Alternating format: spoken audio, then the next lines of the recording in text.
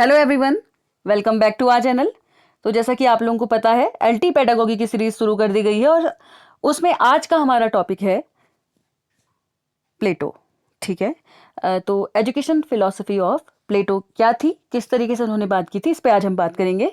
तो ये यूनान के थे, ठीक है, और ये राजनीतिक दार्शनिक थे, यानी कि पॉलिटिकल फिलोसोफर थे। ये याद रखेंगे क्यों।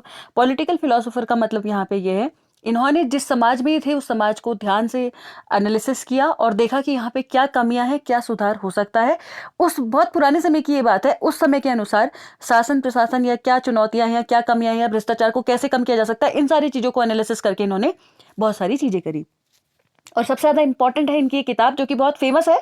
इसका नाम है द रिपब्लिक, ठीक है, जिसमें इन्होंने शिक्षा का सिद्धांत दिया है। अब बात करते हैं कि प्लेटो ने इसके अलावा अन्य चीजें क्या की। तो देखिए, सबसे इंपॉर्टेंट बात यह है कि प्लेटो कहाँ के थे, यूनान के थे। ये द रिपब्लिक किताब इन्होंने लिखी, जिसमें इन्होंने शिक्षा का सिद्धांत के बारे में चर्चा की है। और इन्होंने एक आदर्श राज्य के बारे में सोचा।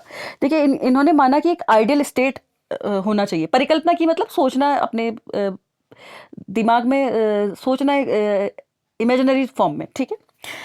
और एक ऐसा राज्य जिसका नेतृत्व अर्थात शासन सुयोजित एवं यथोचित प्रकार से किया जाएगा। मतलब कहने का मतलब ये एक ऐसा राज्य होगा जिसको ना एक शासन प्रणाली के तहत सही से चलाया जाएगा, और इस तरीके से होगा। उसकी सुरक्षा व्यवस्था भी बहुत इंपॉर्टेंट होगी, ठीक है, बहुत सही तरीके से उसकी सुरक्षा व्यवस्था की जाएगी।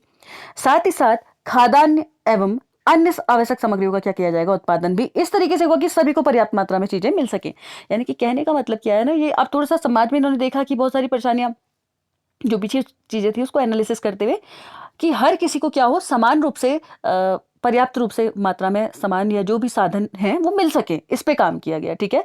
तो सामग्रियों का उत्पादन, यानी कि चीजें भी इस तरीके से, उनको प्रोडक्शन इस तरीके से हो कि सभी को मिल सके। तो ऐसा आदर्श राज्य क्या होगा इनके हिसाब से, जो इन्होंने बनाने की सोची आइडियल स्टेट, ऐसा भ्रष्टाचार से क्या होगा, मुक्त होगा, करप्शन नहीं होगा वहां पे। जैसे कि आपने ध्यान दिया होगा, करप्शन बहुत पुराना चलता आ रहा है। कि क्या होता है कि बड़े बड़े जो उच्च पदों पे होते हैं वो क्या करते हैं, छोटों का दमन करते रहते हैं। और या फिर ऐसा भी कह सकते हैं कि जो भी गवर्नमेंट स्कीम चलाती है, कोई भी चीज़ें जो जिस स्तर पे होनी चाहिए वैसा नहीं हो पाता है, क्योंकि जो एडमिनिस्ट्रेशन में ऊपर बैठा होता है वो क्या करता है, भ्रष्टाचार करता है, तो नीचे तक तो कोई चीज़ें पहुंच नहीं पाती हैं। तो प्लेटो के ऐसे आदर्श राज्य की परिकल्पना में न्याय, दार्शनिक राजा, शिक्षा और साम्यवाद की अवधारणाएं प्रमुख हैं। याद रखेंगे, इनकी जो अवधारणाएं हैं उसमें चार चीजें प्रमुख हैं। क्या क्या? एक तो न्याय होना चाहिए, जस्टिस सभी के साथ होना चाहिए। एक आप कह सकते हैं फिलोसॉफिकल किंग हो सकता है, मतलब दार्शनिक एक राजा होना चाहिए। साथ ही साथ शिक्षा होनी चाहिए, एजुकेशन, और साम्यवाद की क्या होनी चाहिए, अवधारणाएं, ठीक है। और इन्हीं चारों चीजों की वजह से जो इनके द्वारा परिकल्पित राज्य है वो आदर्श है, ठीक है। अब आगे बात करते हैं। आदर्श राज्य की परिकल्पना में न्याय सबसे प्रमुख तत्व है, जिसकी स्थापना के लिए प्लेटो द्वारा शिक्षा, दार्शनिक राजा और साम्यवाद की अवधारणा दी गई है। इन्होंने कहा कि यार देखो, न्याय बहुत ज्यादा जरूरी है। और न्याय कब होगा? जब समाज शिक्षित होगा, ठीक है।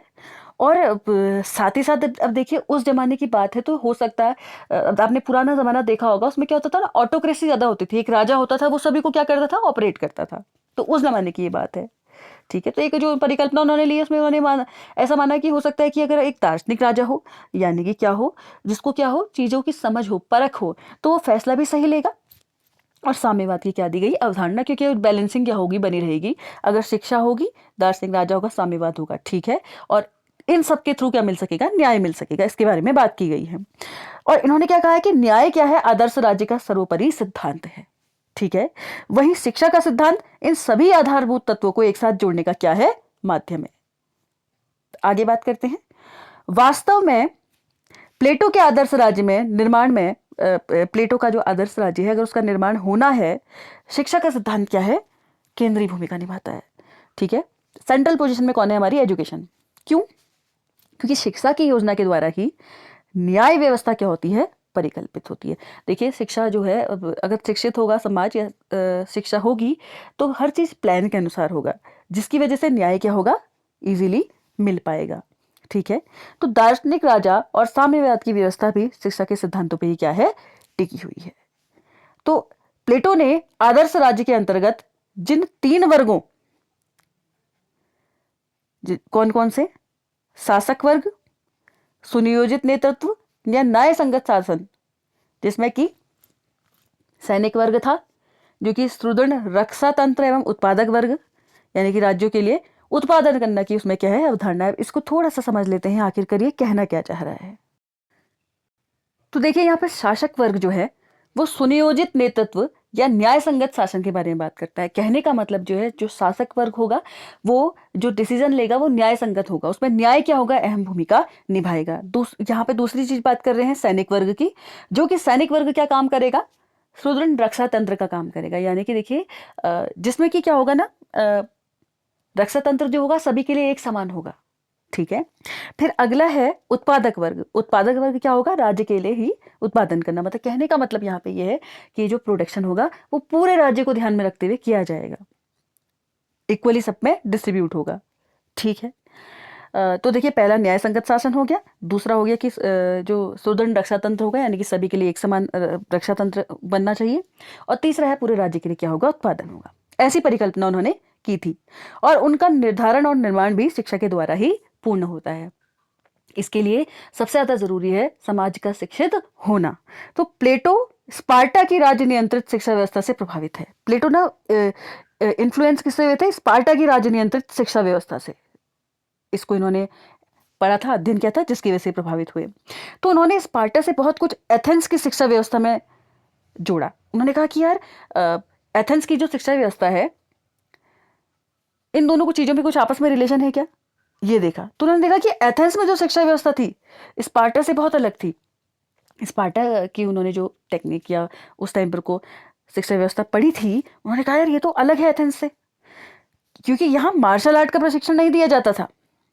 साथ ही साथ शिक्षा व्यवस्था परिवार और निजी विद्यालयों पर छोड़ी गई थी। ध्यान दीजिएगा, ऐसा होता है अलग अलग जगह की एजुकेशन अलग अलग टाइप की होती है, और बहुत पुराने जमाने की ये बात है। तो एथेंस में एजुकेशन अलग थी, और स्पार्टा ने जो चीज़ों के बारे में बताया था वो अलग थी। तो उन्होंने कहा कि यहाँ पे जो शिक्षा व्यवस्था है ये तो परिवार और निजी विद्यालयों पे ही छोड़ी गई है। मतलब आप लोग समझ सकते हैं, कमेंट सेक्शन में कमेंट करके जरूर बताइए, परिवार और निजी शिक्षा क्या इनफॉर्मल एजुकेशन है या फॉर्मल एजुकेशन है, मतलब कानूनिक है या गैर कानूनिक है, ठीक है। हालांकि एथेंस की शिक्षा व्यवस्था में सृजनशीलता, उत्कृष्टता और व्यक्तिगत उपलब्धि के मूल्यों को अधिक स्थान दिया जाता था। यानी कि एथेंस की यहाँ पे जो एजुकेशन थी उसमें क्या था, सृजनशीलता मतलब क्रिएटिविटी, ठीक है, और व्यक्तिगत उपलब्धि क्या है, सीखने के साथ साथ इस पर क्या दिया जाता था, स्थान दिया जाता था अधिक। जबकि प्लेटो ने एथेंस की इस विशेषता को स्पार्टा की व्यवस्था के साथ एकीकृत किया। उन्होंने इंटीग्रेट कर दिया दोनों चीज को। उन्होंने कहा वहां पे तो मार्शल आर्ट सिखाया जा रहा है स्पार्टा वाली में, और यहाँ पे क्या है कि यहाँ पे जो व्यवस्था है उसमें घर पे या विद्यालय की मदद से, विद्यालय की मदद तो मतलब विद्यालय जैसा तो वहां पर को क्या था, विद्यालय भी क्या था, निजी विद्यालय थे, ठीक है, इसमें ध्यान दिया जा रहा है। तो जहां एक और एथेंस व्यक्तिवादी पक्ष पर अधिक जोर देता था, वहीं स्पार्टा में व्यक्ति के सामाजिक पक्ष पर बल दिया जाता था। याद रखिएगा, इसमें मतलब हल्का सा मैं आपको बता देती हूँ उसमें मेन डिफरेंस क्या था। एक एथेंस की बात हो रही है, दूसरी बात हो रही है आपकी यहाँ पे स्पार्टा की, ठीक है। स्पार्टा में क्या दिया जाता था, सामाजिक पक्ष पे यानी कि सोशल चीज पे ध्यान दिया जाता था, जबकि एथेंस पे व्यक्तिवादी पक्ष यानी कि इंडिविजुअल आपके ऑर्डर पे क्या दिया जाता था, ध्यान दिया जाता था, ठीक है। और प्लेटो ने इन दोनों को एकीकृत करने का प्रयास किया, कि प्लेटो ने कहा यार कि एक जगह मार्शल आर्ट वगैरह सिखाया जा रहा है जिससे क्या है बच्चा हैंड ऑन एक्सपीरियंस ये सारी एक्टिविटीज से सीख रहा है, और दूसरी जगह क्या है ऐसा ना करके उसको निजी तौर पे पढ़ाया जा रहा है या घर में एजुकेशन प्रोवाइड की जा रही है, ठीक है। उन्होंने कहा अगर इन दोनों चीज़ों को एक साथ कर दिया जाए तो कैसा रहेगा, ये सोचा उन्होंने। तो लेकिन अब फिर इन्होंने देखा कि यार प्लेटो के शिक्षा सिद्धांत पर स्पार्टा के प्रभाव को अतिशयोक्ति के रूप में प्रकट करना आसान है, लेकिन वास्तव में सैन्य प्रशिक्षण ही प्रमुख स्पार्टन विशेषता थी। यानी कि मार्शल आर्ट की बात कर रहे थे ना हम आपसे, तो उन्होंने कहा कि यार अगर ऐसा क्यों ना ऐसा किया जाए कि सैन्य प्रशिक्षण दिया जाए, क्योंकि स्पार्टा में क्या हुआ करता था उस टाइम, सैन्य प्रशिक्षण दिया जाता था, ठीक है। शेष विषय वस्तु मुख्य रूप से एथेंस की शिक्षा व्यवस्था की ही थी। इनकी जो एजुकेशनल फिलॉसफी थी उसमें मेन मोटिव जो था वो था एक तो नैतिक विकास, दूसरा था बौद्धिक अभिवृद्धि करना, ठीक है। तो प्लेटो ने क्या किया, एक एकेडमी बनाने की सोची। उन्होंने कहा शिक्षा व्यवस्था के, अगर मुझे जो मैं शिक्षा व्यवस्था सोच रहा हूं वैसी अगर शिक्षा व्यवस्था बनानी है तो मैं एक एकेडमी बनाऊंगा। इसके लिए उन्होंने क्या किया, अब ये सुनिए, शिक्षा के सिद्धांत का दार्शनिक पक्ष। तो प्लेटो ने शिक्षा को मनुष्य के सर्वांगीण विकास का एक माध्यम माना।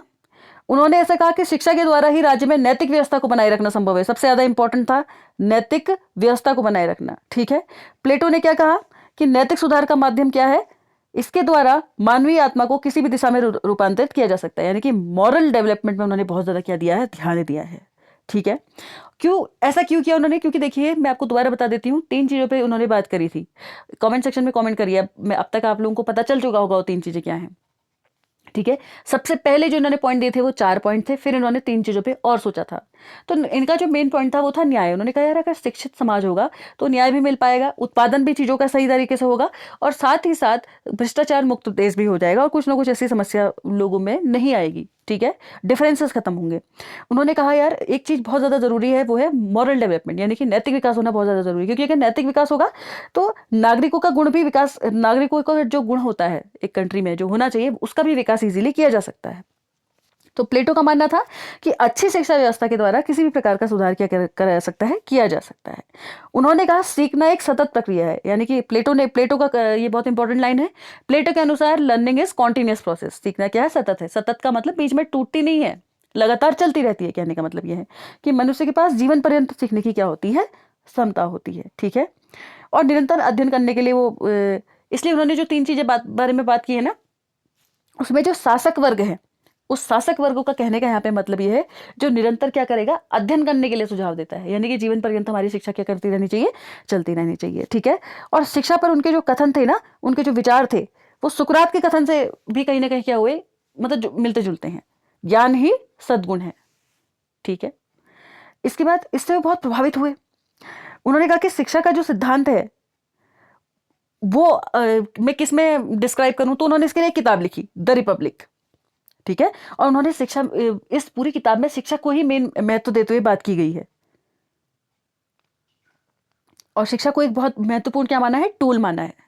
अब बात करते हैं शिक्षा व्यवस्था की प्रमुख विशेषताएं।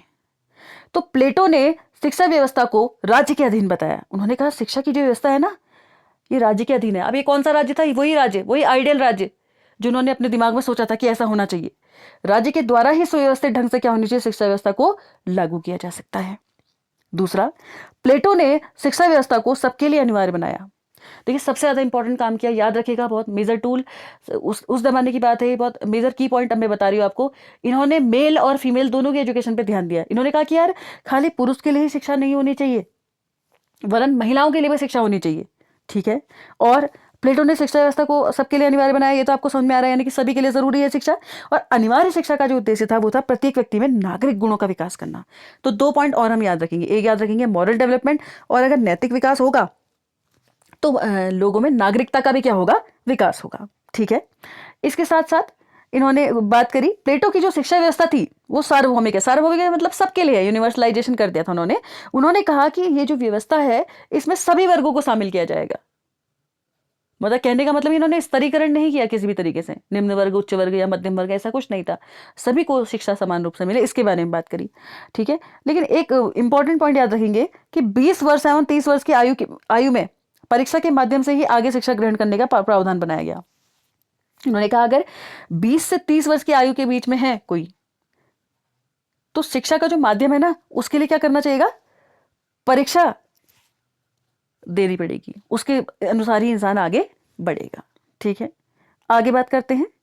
तो ये मैंने पॉइंट आपको पहले ही बताया, प्लेटो ने महिला एवं पुरुष दोनों के लिए क्या किया, समान शिक्षा व्यवस्था लागू की, ठीक है। तो मतलब जेंडर बायसनेस को उस जमाने में इन्होंने खत्म करने की कोशिश की। देखिए वो जो जमाना था ना, उस टाइम महिला शिक्षा अच्छी नहीं मानी जाती थी, आपको पता है, बहुत पहले जमाने की ये बात है।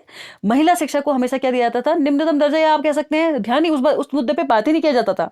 तो इन्होंने दोनों के लिए क्या कहा कि एक ही प्रकार की योजना बनाई गई। इन्होंने, इससे पूर्व क्या था ना, एथेंस में महिलाओं को शिक्षा से अलग रखा गया था। याद रखिएगा, मैं आपको दोबारा बता देती हूँ, यहाँ पर को जो हमारे प्लेटो थे वो एथेंस में थे। तो उन्होंने कहा कि एथेंस में जब उन्होंने देखा, उन्होंने कहा यार यहाँ पे तो शिक्षा व्यवस्था बड़ी अजीब सी है, पुरुष और महिलाओं दोनों को ध्यान में दिया, दोनों की स्थिति बड़ी अजीब सी है। तो उन्होंने कहा अगर मैं एक चीज सोचूं, एक ऐसी शिक्षा व्यवस्था सोचूं जिसके अंतर्गत न्याय भी मिले और सभी को तर्कसंगत शिक्षा मिले, और साथ ही साथ करप्शन ना हो, क्योंकि स्तरीकरण नहीं होगा, और साथ ही साथ उत्पादन जो हो सभी के लिए हो, एक समान हो। तो उन्होंने कहा ये तभी हो सकता है जब शिक्षा दी जाए, और इसके लिए क्या है, न्याय भी तर्क संगत है, न्याय भी होना बहुत ज़्यादा ज़रूरी है। अगर सबके लिए जस्टिस नहीं हो पाएगा तो सब जने ऊपर नहीं उठ पाएंगे। फिर इसके लिए इन्होंने क्या किया, मेल और फीमेल दोनों की एजुकेशन को इंपॉर्टेंट बताया। उस जमाने में फीमेल की एजुकेशन का तो कोई बात ही नहीं करता था, ठीक है। तो इन्होंने प्लेटो ने क्या किया, और प्लेटो अपने आप में एथेंस की एजुकेशन को किससे कंपेयर कर रहे थे बार बार, स्पार्टा की। स्पार्टा जो था उस जमाने में, वहां पर को मार्शल आर्ट वगैरह सिखाई जाती थी, बहुत सारी चीजें कराई जाती थी। तो उससे प्रभावित होकर उन्होंने कहा कि यार वहां तो महिलाओं की स्थिति जो है अलग है। तो उन्होंने इसलिए एथेंस को क्या करने की कोशिश करी, सुधारने की कोशिश करी। उन्होंने कहा कि इसको ये अधिकार प्राप्त होना चाहिए, समान अधिकार उन्होंने क्या किया, फिर प्रदान किया महिलाओं और पुरुष दोनों को। तो प्लेटो के आदर्श राज्य में महिला एवं पुरुष में कोई भेदभाव नहीं किया गया है, ये बहुत इंपॉर्टेंट लाइन है। इसके बाद आगे बढ़ते हैं, शिक्षा व्यवस्था को दो भागों, और प्लेटो के अनुसार शिक्षा व्यवस्था दो भागों में होगी, ठीक है। इन्होंने कोई मध्यम वर्गीय शिक्षा के बारे में बात नहीं करी, सीधे बात करी प्रारंभिक शिक्षा और उच्च शिक्षा। तो दो भागों में बांटा इन्होंने शिक्षा को, एक है आपकी प्रारंभिक शिक्षा प्राइमरी एजुकेशन, और एक आपकी हायर एजुकेशन, ठीक है। दो भागों में इन्होंने बांटा, और दोनों भागों में ही दी जाने वाली शिक्षा का पाठ्यक्रम भी इन्होंने सुनिश्चित किया, ठीक है। इन्होंने उनका करिकुलम भी दिया कि किस तरीके का होना चाहिए। तो उन्होंने क्या कहा, 2 वर्ष का सैन्य प्रशिक्षण भी सबके लिए क्या है, अनिवार्य किया गया है। इसको मैं समझा देती हूँ सही से। यहाँ पे सैन्य प्रशिक्षण का मतलब यही है, देखिए स्पार्टा में इन्होंने देखा कि वहाँ क्या हो रहा है, मार्शल आर्ट वगैरह सिखाया जा रहा है, यानी कि सैन्य प्रशिक्षण दिया जा रहा है। तो उन्होंने कहा वहाँ तो स्थिति बहुत अच्छी है, एथेंस में भी क्यों ना इस चीज़ को मैं लागू कराऊं। तो इसके लिए उन्होंने कहा कि 2 वर्ष का क्या होना चाहिए, सैन्य प्रशिक्षण। आप सैन्य प्रशिक्षण में आप लोग समझते हैं, उसमें पढ़ाई भी कराई जाती है, उसमें मार्शल आर्ट फिजिकल एक्सरसाइज वगैरह भी की जाती है। तो ये सारी चीज़ें इन्होंने क्या करी, अपने पाठ्यक्रम में इंक्लूड करी। आगे बढ़ते हैं और बात करते हैं शिक्षा की योजना, यानी कि प्लान ऑफ एजुकेशन क्या हो सकता है। तो प्लेटो ने अपनी शिक्षा व्यवस्था की योजना को 2 भागों में बांटा, ये तो आपको मैंने अभी भी बता दिया, प्रारंभिक शिक्षा और उच्च शिक्षा, ठीक है। तो जैसा कि मैंने आपको बताया, इन्होंने शिक्षा की योजना को अपनी 2 हिसाब से बांटा, 2 भागों में बांट दिया, ठीक है, प्राइमरी तथा उच्च। तो अब बात करते हैं प्रारंभिक शिक्षा की। तो प्रारंभिक शिक्षा को इन्होंने 3 चरणों में बांटा, ठीक है। इन्होंने कहा कि देखिए सबसे पहला चरण तो क्या है, बाल्यकाल से, यानी कि चाइल्डहुड से 6 वर्ष तक की आयु का है, ठीक है। और इसमें बच्चे को क्या कैसी शिक्षा दी जाएगी, नैतिक शिक्षा, यानी कि मॉरल एजुकेशन दी जाएगी, ठीक है। 0 से 6 आप इसको कह सकते हैं, इसमें क्या दी जाएगी, मॉरल एजुकेशन दी जाएगी बच्चे को, ठीक है। इसके बाद क्या था, 18 वर्ष की आयु तक संगीत एवं जिम्नास्टिक की शिक्षा दी जाएगी। इसके बाद क्या थी, 0 से 6 तक तो आप समझ गए। उसके बाद 6 से पूरा 18 तक क्या दी जाएगी, जिम्नास्टिक और संगीत बच्चे को क्या किया जाएगा, सिखाया जाएगा। और अंतिम चरण जो था वो सभी के लिए अनिवार्य था, जिसमें सैन्य शिक्षा का प्रावधान था, ठीक है। जैसे कि मैंने आपको भी थोड़ी देर पहले बता भी दिया था, सैन्य शिक्षा क्या थी, अभी ऊपर मैंने लिखाया भी था, वहां 20 से 30 तक के बीच की ये चलती थी लगभग। तो इस प्रकार 20 वर्ष की आयु तक प्रारंभिक शिक्षा हमारी चलती रहती थी। उसके बाद बात करें तो उसका समापन कहाँ होता था, 2 वर्ष की अनिवार्य सैन्य शिक्षा के साथ होता था, ठीक है। अनिवार्य सैन्य शिक्षा सबको दी जाती थी, जिसमें क्या है ना, इंसान अपने आप को बचाव भी कर सकता है, फिजिकली फिट भी रह सकता है, उसमें कुछ एजुकेशनली बहुत सारी चीजें सिखाई भी जाती हैं, इन चीजों के बारे में बात होती थी। आगे बढ़ते हैं, प्रारंभिक शिक्षा व्यक्ति को आसपास के परिवेश के प्रति उत्तरदायी बनाती है। जो प्राइमरी एजुकेशन होती थी, देखिए क्योंकि आप उसमें नैतिक शिक्षा सिखा रहे हैं, तो बच्चे को पता होगा कि हाँ, अगर देखें जिसमें बचपन में ही मॉरल डेवलपमेंट हो जाएगा, वो अच्छा नागरिक भी बन सकता है देश का, तो ये देश के लिए उत्तरदायी होगा, अच्छा, इसके लिए सिखाई जाती थी। तो प्रारंभिक शिक्षा से व्यक्ति की आत्मा सैद्धांतिक एवं प्रायोगिक दोनों के अनुभव को विकसित करती है, ठीक है। इसमें देखिए मेडिटेशन भी आपका आ जाएगा, तो क्या है, आपका सैद्धांतिक थ्योरेटिकल चीजें भी बच्चा सीख रहा है, वहां पे किस तरीके से होनी चाहिए, प्रायोगिक दोनों, यानी कि एक्सपेरिमेंट भी आगे जाके उस चीज को यूज भी कर सकता है लाइफ में। तो ये विकास उसमें होता था। यह व्यक्ति के मस्तिष्क को नैतिकता के प्रति प्रशिक्षित करती है, ठीक है। और शरीर को क्या करती थी, स्वस्थ और ऊर्जावान। आपको पता ही, अगर मॉरली हम ठीक रहते हैं तो हमें बहुत सारी चीजें क्या होती हैं, इजीली हम क्या कर सकते हैं, लाइफ में कोप अप कर सकते हैं। जिम्नास्टिक और संगीत की शिक्षा का एक महत्वपूर्ण उद्देश्य है, जहां एक और जिम्नास्टिक व्यक्ति के शरीर को तैयार करता है, वही संगीत क्या करता था, संगीत के माध्यम से मस्तिष्क का विकास होता था। मतलब यहाँ पे हम बात कर सकते हैं, देखिए फिजिकल, अगर आप बहुत सारे एक्टिविटीज कर रहे हैं तो उससे क्या होता है ना, इंसान की मांसपेशियां चलती रहती हैं, इंसान का फिजिकल ग्रोथ होता है, फिजिकल डेवलपमेंट हो रहा होता है, ठीक है। इसके साथ साथ संगीत से क्या होता था, इनके हिसाब से मस्तिष्क का विकास होता था। संगीत से प्लेटो का अर्थ विशेष रूप से प्रमुख कविताओं की व्याख्या और उनके अध्ययन के साथ साथ गायन और वीणा वादन से है। देखिए बहुत सारे स्कूल ऐसे होते थे ना जहाँ पे म्यूजिक होता था। म्यूजिक में क्या होता था कि 2 तरीके की चीजें होती थी, हिंदी में बोले तो गायन और वादन, मतलब आप बजा भी सकते हैं इंस्ट्रूमेंट्स वगैरह और गा भी सकते हैं, ठीक है। तो इस तरीके से उन्होंने क्या किया था, गायन, म्यूजिक, इनका म्यूजिक का मतलब क्या था, ध्यान से सुनिएगा, गायन और वीणा वादन से, यानी कि आप वीणा वगैरह बजा भी सकते हैं, साथ ही साथ आप गा भी सकते हैं, और कविताओं की व्याख्या भी थी। ठीक है, कविताएं भी होती हैं, कविताओं को गाने के फॉर्म में भी गा सकते हैं आप, वैसे भी सुना सकते हैं, तो ये सभी चीजें इसके अंदर आती थी। जबकि जिम्नास्टिक जो था, उसका जो उद्देश्य था वो था शरीर के माध्यम से मस्तिष्क को प्रशिक्षित करना। ठीक है, जो संगीत द्वारा मस्तिष्क के प्रशिक्षण से अलग है। साथ ही जिम्नास्टिक का उद्देश्य आत्मनियंत्रण और साहस जैसे गुणों को सिखाता है। जिम्नास्टिक में क्या होता था, देखिए, अगर फिजिकली फिट रहता है इंसान तो उसमें वो एक तो कॉन्फिडेंट होता है बहुत ज़्यादा, और उसमें क्या आता है ना, सेल्फ कंट्रोल भी आता है। तो ये चीज़ें सिखानी ज़रूरी थी, उस टाइम के हिसाब से उन्होंने ये अपनी रणनीति बनाई थी। ठीक है, आगे बात करते हैं। 18 से 20 वर्ष की आयु के मध्य 2 वर्ष की क्या दी जाती थी, सैन्य शिक्षा के द्वारा प्लेटो सभी नागरिकों को सैन्य प्रशिक्षण प्रदान कर उन्हें राज्य के प्रति समर्पित और आवश्यकता पड़ने पर रक्षा के लिए तैयार करना चाहता है। देखिए, ये उस जमाने की बात है ना, इस टाइम पे क्या होता था ना, बहुत बहुत जल्दी किसी भी देश में हमला हो जाता था, तो अब सबसे ज्यादा इंपॉर्टेंट उस टाइम पे एजुकेशन का मेन, ऐसा सोचते थे लोग कि हैपन क्या होगा, हमारे हमारे मतलब क्या होगा अगर हमारे देश का, अगर हमारे देश में क्या होंगे, सैन्य सेना ही नहीं होगी, तो सैन्य प्रशिक्षण होना बहुत ज्यादा जरूरी था, कभी भी किसी वक्त भी हमला हो सकता था।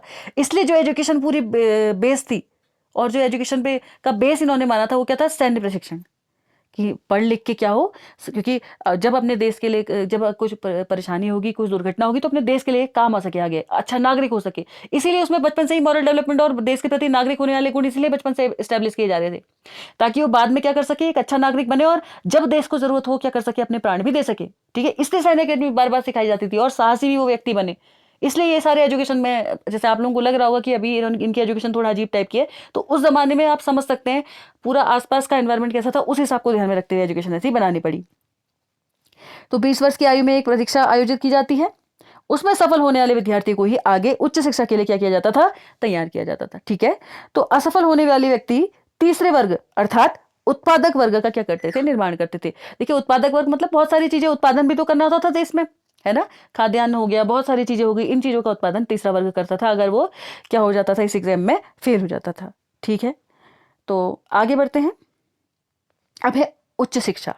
तो 20 वर्ष की आयु में होने वाली परीक्षा को उत्तीर्ण करने वाले विद्यार्थी व्यक्ति जब आगे उच्च शिक्षा को ग्रहण करते थे, यहां पे क्या होता था कि सफल होने वाले संरक्षक वर्ग यानी कि सैनिक व शासक वर्ग के रूप में शिक्षा प्राप्त करते हैं, और 30 वर्ष की आयु में एक चयन परीक्षा के बाद सफल होने वाले व्यक्ति ही शासक वर्ग हेतु उच्च शिक्षा ग्रहण करते हैं, जबकि असफल होने वाले विद्यार्थी सैनिक वर्ग का भाग बन जाते हैं। दोबारा से मैं बता देती हूँ, 20 वर्ष में एक परीक्षा होती थी, उसको अगर उत्तीर्ण कर लेता था तो 20 वर्ष तक आपका क्या चलता रहता था, आप ऐसा कह सकते हैं कि प्रारंभिक ही पूरा चलता रहता था। उसके बाद आपकी उच्च शिक्षा एक्चुअल में लागू होती थी, कि अगर आपने क्या किया है, आप 20 से ऊपर हैं, आपने एग्जाम पास कर लिया, तो आप 30 वर्ष की आयु में फिर से एक चयन परीक्षा होती थी, उसमें अगर व्यक्ति सफल होता था तो वो उच्च शिक्षा ग्रहण करता था, और असफल होने वाले क्या बन जाते थे, सैनिक वर्ग का भाग बन जाते थे। ठीक है, सैनिक वर्ग में भी देखिए, सेना में सैनिक वर्ग में भी क्या होते हैं, अलग अलग तरीके के होते हैं, कुछ छोटे कुछ बड़े, है ना, तो इस तरीके से उसके लिए होता था।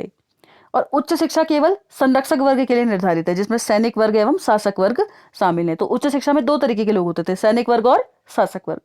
ठीक है, अब बात करते हैं उच्च शिक्षा के अंतर्गत 30 वर्ष की आयु तक प्लेटो ने गणित के उन्नत कोर्स को भी शामिल किया। देखिए, याद रखिएगा क्या क्या चीज़ों के बारे में बात की, मॉरल एजुकेशन के बारे में बात की, मॉरल डेवलपमेंट के बारे में बात की, नैतिक विकास यहाँ पे होना चाहिए उसके बारे में बात की, एक अच्छा नागरिक बन सके इसके बारे में बात की, और 4 इन्होंने चीज़ें सोची कि अगर न्याय होगा और सभी को क्या होगा, एक समान माना जाएगा, भ्रष्टाचार मुक्त होगा, और साथ ही साथ एजुकेशन को क्या करा इन्होंने, कितने भागों में बांटा, 2 भागों में बांटा, प्राइमरी और उच्च।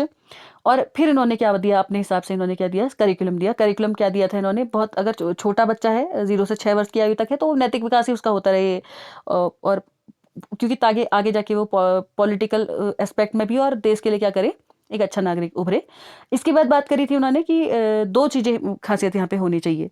ठीक है, इसमें कि जिम्नास्टिक और म्यूजिक के बारे में बात की गई थी। अब बात कर रहे हैं उच्च शिक्षा, जो कि 30 वर्ष की आयु तक अगर आपने क्या करा, एक एग्जाम क्वालिफाई कर लिया तो उसके बाद आप ले सकते थे। उसमें क्या क्या कोर्स शामिल थे, इसमें अर्थमेटिक यानी कि अंकगणित, ज्यामिति, खगोल शास्त्र, ये सारे विषय क्या थे, शामिल थे। ये 3 विषय क्या है इसमें शामिल है, अंकगणित, ज्यामिति और खगोल शास्त्र। ठीक है, और जैसे कि प्लेटो ने लिखा है कि पूर्ण सत्य की प्राप्ति के लिए बुद्धिमत्ता के उपयोग हेतु अंकगणित आवश्यक है। इन्होंने कहा कि अगर आपको पूर्ण सत्य पता करना है तो आपके पास ब्रेन तो होना ही चाहिए, साथ ही साथ आपको क्या है, अर्थमेटिक आपको आनी चाहिए। ठीक है, इसके अलावा दार्शनिक मूल्य के अलावा अंकगणित की व्यवहारिक उपयोगिता भी दी है। इन्होंने एक बात करी ना कि बिहेवियरल अप्रोच क्या हो सकती है, मतलब अंकगणित को कैसे अपने रोजाना की जिंदगी में आप यूज कर सकते हैं, इसके बारे में भी इन्होंने बात की।